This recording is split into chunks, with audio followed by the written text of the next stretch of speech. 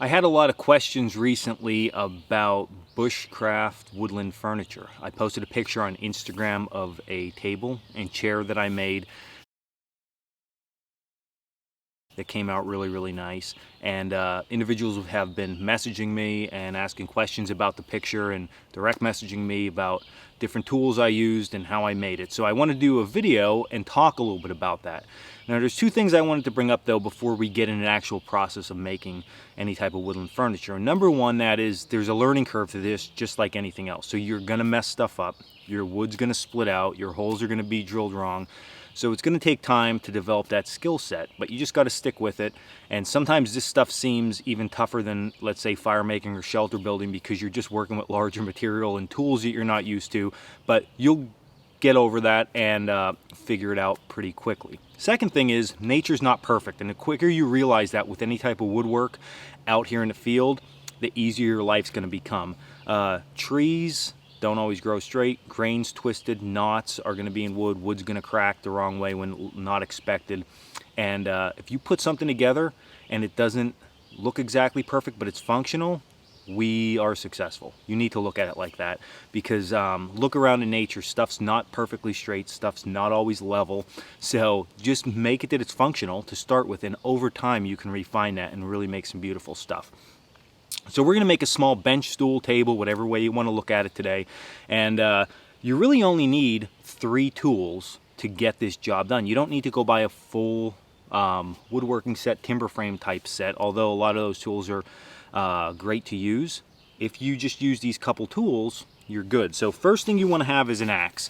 You're going to need an axe that can not only chop down a larger tree, but also that you can choke up on and process that material. So I have a Russian trapper's hatchet here, and although I didn't fell the tree with this, this is what I'm using to process the wood out. So if you have a felling axe and a smaller axe, it would be ideal, or just a medium-sized axe.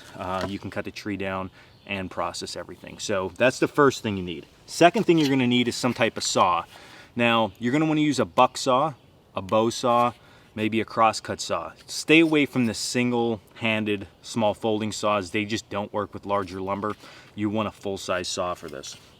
And the last thing you're going to need is some type of auger bit. Now this is called a Scotch eye auger because there's an actual eye built in. So you stick your piece of wood in, you can twist this, okay, and you have a T-auger, but it's removable, so it's very packable. You can buy a bit and brace at just about any antique store you would go to, flea markets, swap meets. You can get bit and brace. Size-wise, 1 to 1.5 inches is going to be most ideal for most legs on any type of furniture, and they're going to hold up really well. So remember, 1 to 1.5 inches, you're golden. So these 3 tools, there's not much you can't do with. So let's first look at the lumber itself. What are we looking at? Well, we need a top and we need legs. Ideally, if you can have a green top with dry wood legs, is going to be your best bet. And the reason for that is, if you think about this, take the green top, you drill your hole and you put a dry wood leg up inside that socket. When that top dries and shrinks, it's going to tighten around those legs, keeping those legs in really tight. Now do the reverse. Take a dry top and put a green leg in that socket hole we're going to drill, and what's going to happen is them legs shrink, they're going to loosen up.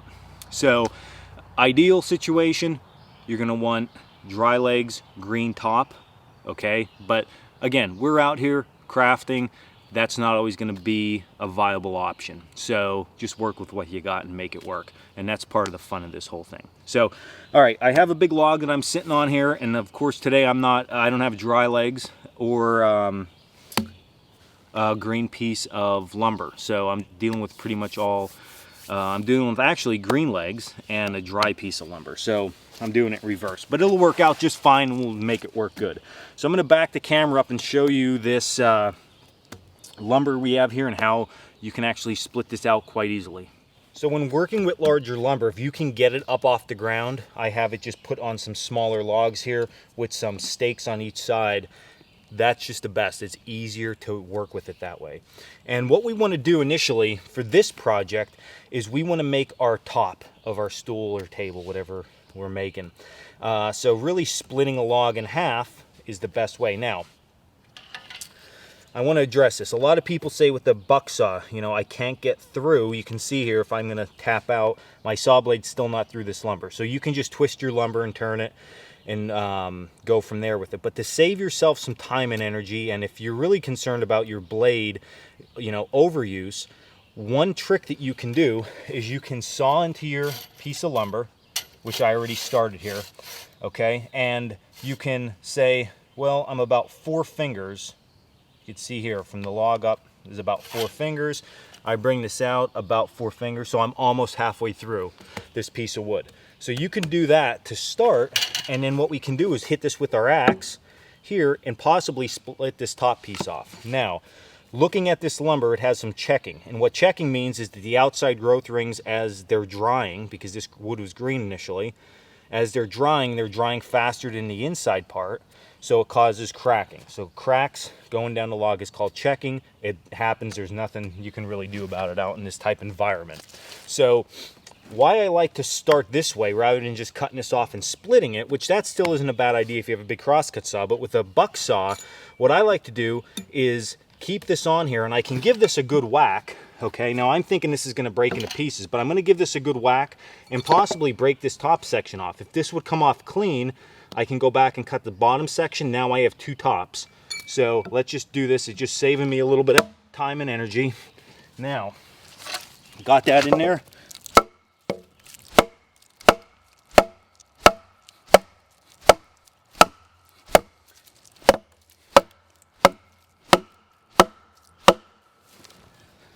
Okay.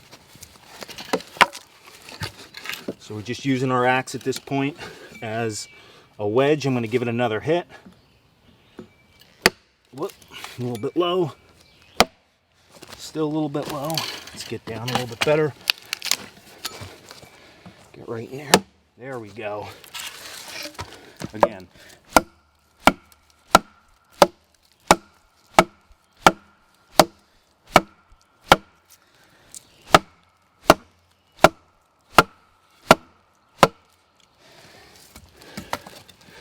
See where we're at. Now, what I'm going to do is take my saw and clean this up a little bit because we're holding up just by a small piece somewhere.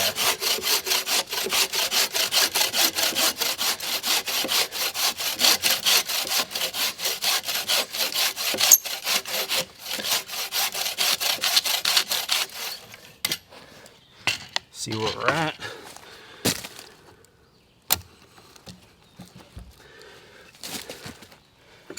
Put this in. Put it this way. Now again, see, I'm just working with the wood. You know, there's no rhyme or reason how to make this work super effective. There we go. Now, what we've done is created a top. So it took a little bit of work, but I can go back now with my buck saw, cut this, and I yet again have another piece of timber to work with. So let's yet again reposition the camera, show you how we're going to clean this up and start drilling our holes. Okay, so this piece of wood really came off super clean. Look at how nice and clean that came off. There's not too much work that needs to be done with this. So all that I'm going to do is I'm just going to take this edge off right here, just without removing too much material. Just like that. Any kind of high spots I can get rid of, but I'll be honest with you, I'm really happy with that. So you can see there's almost zero work I needed to put in to this to get a nice flat top for my bench. Okay, so next thing that we want to do is grab our Scotch eye auger and decide where we want to put our drill holes. Okay, so when you're thinking about furniture, I know we're a little wobbly here, but we really don't want to be straight up and down because it's going to make our tabletop very wobbly. So we want some type of tripoded base, and what I mean by a tripoded base is we want the legs out, not straight down. So when you're thinking about where to drill this, okay, you want to come in about 1/3 of the way. All right, well, let's say 1/4 of the way on this piece of lumber. And then what we're thinking about is 2 angles, all right? We're thinking about 25 to 30 degrees one direction, 20 to 30 degrees another direction. So again, we're giving, we'll say 30 degrees this way, 30 degrees this way, and that's going to give us a leg that comes out, not straight up. So all that we want to do at that point then, I'll try to do it here for you guys, just to show you what I'm talking about with these augers, how nice they work out, is I'm finding a spot, I'm thinking, okay, this is straight up, I'm coming out about 30 degrees, out about 30 degrees, and then all that I'm going to do is just get this started, just like this.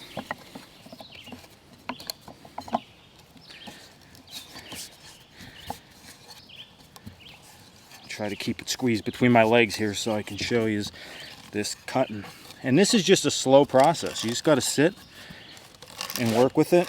People ask me all the time about using power drills, and you can get paddle bits and do that, but you know, if this is your game, is bushcrafting, learn the craft and enjoy it. Take your time. It doesn't take long to do it this way. Look at that, cutting beautifully. Just cutting that in.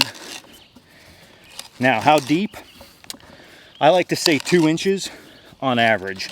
You can go any less than that, you're just not getting a deep enough seat with your leg. So let's bore this in. Again, about 2 inches. Now, easiest way to get this out is we have that lead screw, and I'll show you that when I pull this out. We want to back our auger out to get our lead screw unturned, and then we want to turn it. Let's see if we didn't get the lead screw out enough. We want to back out the lead screw, and then it'll come right out. All right. Clean that out. Now we're in about 1.5 inches here, so I'm going to keep going with this. But you can see we're starting our leg. Next leg will be on the other side. Again, what are we thinking about? 30 degrees one way, 30 degrees the other, and drill it in. I'll drill the rest of these holes, and then we're going to talk about how to get the right size for our legs. So I just finished up drilling the holes in our tabletop or bench top. Now it's time to fit the legs. So the first thing you need to do is determine the length of the leg you want. And just remember when you're doing that, if you're just going to hold your hand up so high off of the ground, remember those legs aren't going to be straight up and down, they're going to be angled out.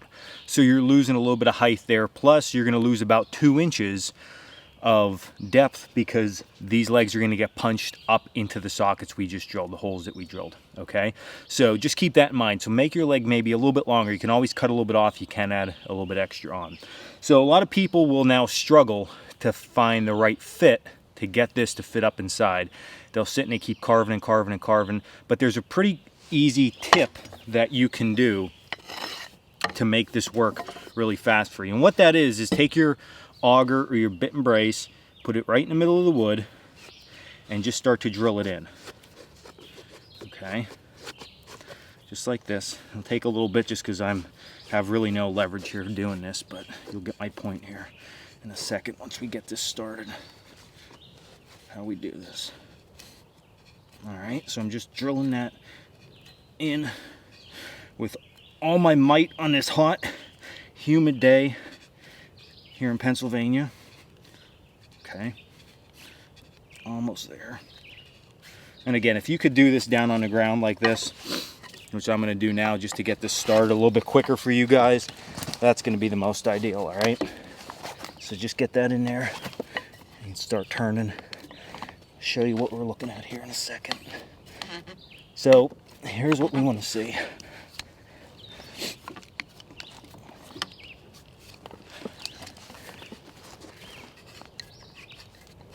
All right, so that's all I needed to do. You'll see a quick turn. So take a look at this. You can see now the marking. All right, we're close on this one edge, but all I wanted to do, I'm not too worried about this hole. This is going to be up inside our seat top. See this outside hole here? All right, that little sketch, that is going to be the exact same size as the hole we drilled because we used our same auger bit to drill that. All right, so we have now a perfectly fit leg. So all that we're going to do now is come back about 2 inches and start to shave material off to get down to that line. Now, one thing a lot of people do is when they're shaving, they're constantly doing this, okay? And what that does is causes a low spot here, high spot out here. The problem with that is people keep shaving. Next thing you know, they're at their right diameter here, but this is too small back here. So really, when you do this, you want to make sure you're making nice clean shavings all the way off the wood, keeping your knife angle the same all the way out. Don't come up, rise up on it. And I like to always start by going around one time so I have the right depth. And it's okay if this is shaved down a little bit further than your hole. All right, so if this is 2 inches, say your hole ended up being 1.5 inches and you have a little bit extra, doesn't affect the single thing. And then all I'm doing is looking at the top and I'm shaving this off. All right, just to get down to that line. Now, you don't want to go past that line because it's going to make it too small. So you want to stay a little bit outside the line, but not much, because we want this to be a nice tight fit. All right, so we're almost there, and I want to do this on camera for you guys. It might be a little bit boring for a second for you, but show you how quick you can actually get the right diameter. Because if you ever tried this before, I'm going to say that you were sitting messing around with this a lot longer than you needed to get the right diameter. Just clean up those edges a little bit, any high points, and see how quick we're in business. We're almost there. And that's it, check that out. So we are now right about where we should be, all right? So what we'd want to do at this point is finish up our 3 more legs or 2 more legs, depending on if we have 3 or 4 legs to our stool. And you always want to debark your wood when working with projects like this. It's just going to make the project last that much longer, and when the wood dries out, you can put some shellac on here and you'll be set to go. So I'm going to finish up my other legs and then we'll assemble this whole thing, show you how these punch in very, very easily, and you have yourself a bench, so it really doesn't take that long. Okay, so I started putting in the legs for this. If you have to make any minor adjustments as you go, just have at it. It seems like that's sucked in pretty good. Sometimes what I like to do too is just get these, make sure that they're good and steady, and then we can flip this thing over and see where we're at. So pretty good. Let me readjust the camera quick.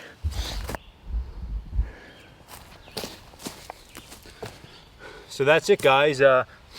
That's your basic concept of making a stool, a table, a bench, anything out here in a wilderness environment. As you can see, 3 tools, 4 tools if you count your belt knife, but you probably have that on you anyway. So if you have those 3 main tools, you know, your big buck saw or bow saw or crosscut saw, a good axe, and an auger bit, you can do a lot. You can make big furniture, little furniture, whatever you would need to make life more comfortable in the woods. So I hope you enjoyed this quick tutorial on how to make woodland furniture. This concept, again, it applies to everything. There's more advanced things and we can get into them in the future, but for now, go out, practice these techniques, make yourself some benches, some tables, make camp life much more comfortable. If you haven't already, check us out at coalcrackerbushcraft.com, specifically our Bushman class. We get in a lot more techniques like this for building woodland furniture and things such as that at coalcrackerbushcraft.com if you haven't heard the first time. And until the next video, stay in the woods, guys.